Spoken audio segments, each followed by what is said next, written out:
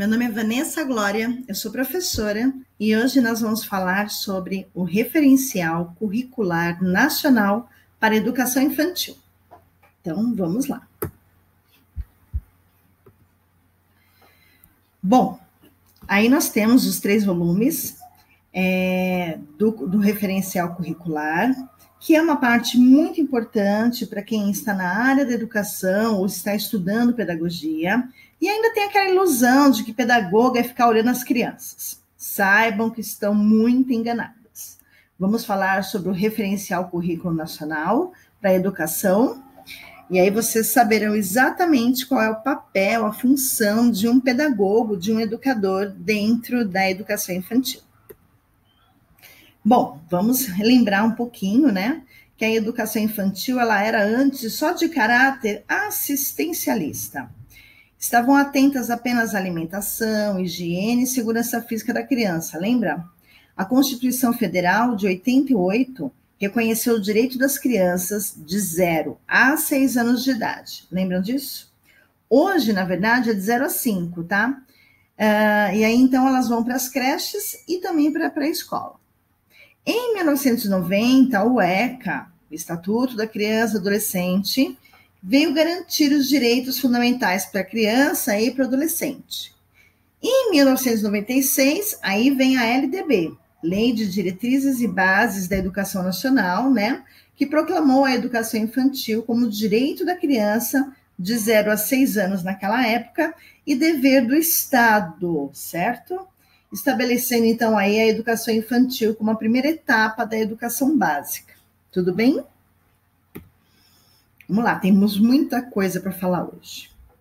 Bom, em 1998, o MEC lança aí o Referencial Curricular Nacional para a Educação Infantil. Este documento, gente, ele foi elaborado a partir de várias discussões de vários profissionais ligados à educação. Mas para que serve esse documento? Bom, ele serve para resumir ou até unificar as práticas pedagógicas que existem por aí afora no Brasil, né? Dessa forma, todos os estados falariam a mesma língua, ou pelo menos teriam uma base para o ensino.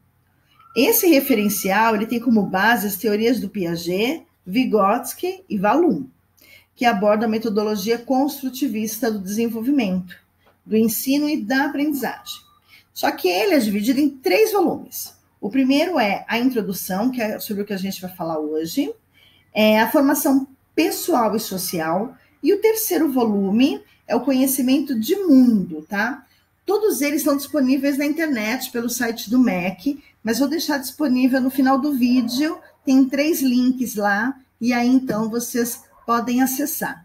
Claro que a partir de hoje eles serão os livros de cabeceira de vocês, né? Bom, vamos deixar claro algumas coisas. Na creche, teremos crianças de 0 a 3 anos. E na pré-escola, de 4 e 5 anos. Tudo bem? Vamos fixar isso. Vamos primeiro falar, resumidamente, sobre o volume 1, que fala sobre a introdução. Ele apresenta uma reflexão sobre creche e pré-escola. Há conceitos importantes para a área, com ênfase na criança, no educar, no brincar, no cuidar, nas relações creche-família. Ele também dá ênfase ao professor de educação infantil, em como educar crianças com necessidades especiais, fala sobre a instituição de modo bastante abrangente. E o projeto educativo, que é o que a gente deve fazer com as crianças, na verdade, né? Fala ainda sobre outras coisas, por exemplo, condições internas e externas, destacando a organização do espaço e do tempo, a parceria com as famílias, qual é o objetivo geral da educação infantil, a importância da observação, registros e avaliações formativas, entre tantas outras coisas. Ufa, bastante coisa, né? Por isso que será a sua mais nova companheira de leitura, viu? Futura pedagoga, ou pedagoga, né? Bom, vamos falar sobre cada um desses temas que existem no referencial curricular e vamos começar pelo principal motivo dela existir, as crianças, não é verdade? A criança é a referência no documento. É a partir dela, da criança, que foi feito o documento. Pensando nela, e por isso o referencial destaca os processos de construção como ser humano em diferentes contextos sociais, cultural, sua capacidade intelectual, artística, criativa e expressiva. Vamos pensar que a criança é um ser historicamente construído. Lembra disso? Nós vimos isso com as aulas anteriores, né? A criança, hoje, ela é capaz de construir conhecimento quando ela interage com o meio e com o outro, que pode ser um adulto ou mesmo uma outra criança. Tem direitos, como o de desenvolver em um ambiente propício sem nenhuma intervenção que possa atrapalhar ou impedir o seu desenvolvimento. A criança, ela é vista como um ser que sente e pensa no mundo de forma singular, do jeito dela.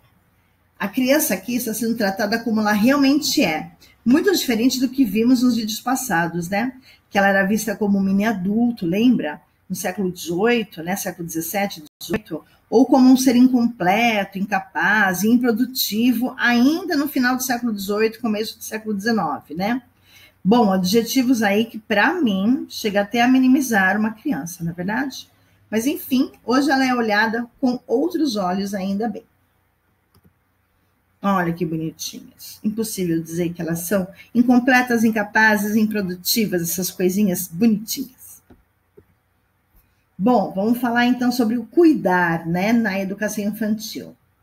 Na educação infantil, o cuidado é a parte integrante da educação, gente. Não tem como polarizar. Dizer que cuidar é uma coisa e educar é outra, sabe? Cuidar é educar. Uma coisa faz parte da outra. É estar comprometido com o outro. Cuidar é ajudar a desenvolver capacidade. E isso implica em procedimentos específicos que somente um pedagogo está capacitado para isso. E nada mais legal do que isso, ó, brincar. Então vamos falar agora sobre o ato de brincar, né? Que ele é extremamente importante. O brincar é o principal meio pela qual as crianças internalizam seus conhecimentos. É brincando que se aprende, sempre ouvimos isso, né? Nessa fase, ela imita tudo o que vê e praticamente ela é um espelho, né, do outro. Ela reproduz as mesmas relações e atividades dos adultos de uma forma lúdica, certo? A brincadeira, ela favorece, ela melhora a autoestima das crianças. Por isso que é importante a parte lúdica, a brincadeira da criança, né? Mesmo dentro da escola, porque se a gente acha que escola é só para estudar, estamos enganados, porque o estudar, a gente então não tem o conhecimento do que é estudar, né? Bom, é através aí dessa brincadeira que a criança vai desenvolver seus conhecimentos, vai produzir o que reproduz, aquilo que sabe sobre várias áreas do conhecimento. Isso é válido na linguagem, na fala. Então, temos que tomar cuidado com algumas palavras que usamos na frente delas, como, por exemplo, termos chulos, né? Não podemos ficar falando na frente da criança, porque senão ela vai reproduzir, certo? Ela não aprende do nada. Ela reproduz o que o outro faz, certo? Educar.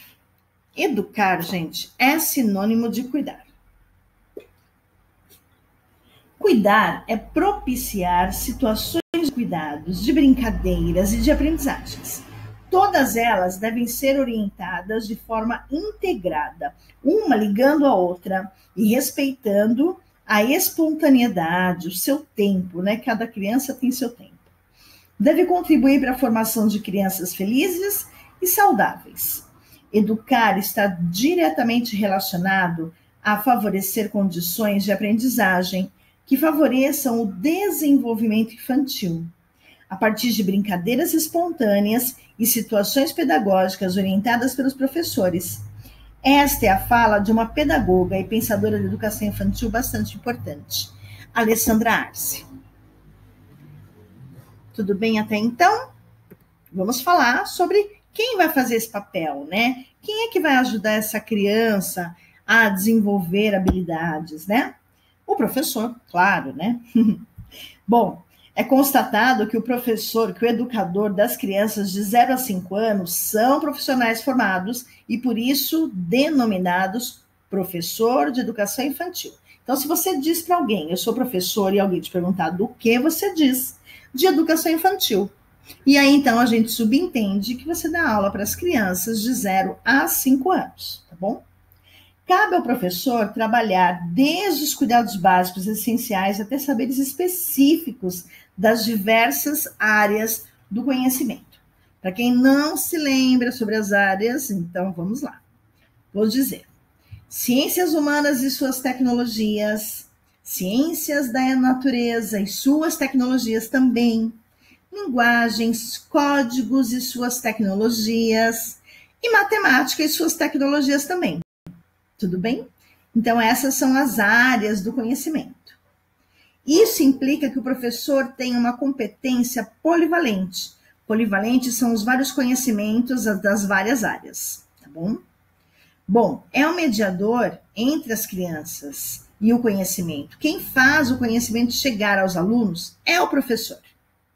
O professor constitui-se, portanto, no parceiro mais experiente por excelência, cuja função é propiciar e garantir um ambiente rico, prazeroso, saudável e não discriminatório de experiências educativas e sociais variadas.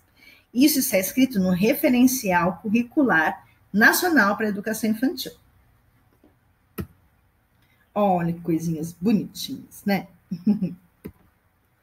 Bom, educar crianças com necessidades especiais. Deveria ter um livro específico só para eles, né? Mas aqui tem uma pincelada para vocês, que já faz parte aí do referencial curricular, então, desde 98, tá? Bom, aqui a gente vai falar um pouquinho sobre a inclusão de crianças com necessidades especiais, que está prevista por lei, que a gente chama de inclusão social. O educador deve promover uma ação educativa e é responsável em e estimular o convívio com a diversidade, que deve incluir as competências e as particularidades de cada um, certo? Numa sala inclusiva, fica muito difícil dar o mesmo conteúdo a todos, porque sabemos que cada criança tem seu tempo. E é por isso que é ainda um desafio desenvolver uma pedagogia centrada na criança, capaz de educar a todas sem discriminação, respeitando suas diferenças, suas necessidades. E claro que por conta de tudo isso, devemos solicitar o apoio de instituições especializadas quando a gente precisa, né? Se você não tem uma especialização, se você ainda é um formando em pedagogia, não tem sua especialização e se depara com uma situação de necessidades especiais, você vai precisar solicitar o apoio de uma instituição especializada, no caso da necessidade que for, certo? É preciso o envolvimento da comunidade para que o processo de integração dessas crianças de fato possa acontecer, tá bom? Bom, e o último, hoje, a instituição e o projeto educativo. Então, a gente tem aí no referencial, ele propõe um diálogo com alguns programas e projetos curriculares, que é um programa de conteúdo de disciplina a serem seguidos.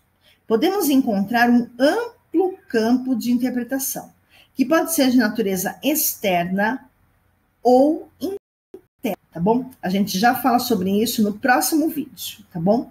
Garantindo, assim, uma eficácia de propostas, né? Uma ferramenta que possibilita a participação das crianças, abrindo espaço para que hipóteses, descobertas, investigações e conhecimento aconteçam, tá bom? Bom, eu trouxe aí a referência bibliográfica. Essa é a capa das 3 referenciais curriculares que existem, tá bom? Depois a gente tem aí um outro livro que eu acho muito interessante, Quem tem medo de ensinar a educação infantil, que é Em Defesa do Ato de Ensinar, tá bom? Também tem o link para vocês clicarem e baixarem. E aqui os links sobre o referencial curricular, o volume 1, volume 2 e volume 3. Não são livros pequenos, mas são livros gostosos de ler, porque vai nos agregar muito conhecimento, tá bom? Por hoje é só. Próxima aula, então, a gente termina o volume 1 e vamos falar sobre a condição externa e interna nos projetos educativos e na instituição. Tá bem? Obrigada, um beijo a todos.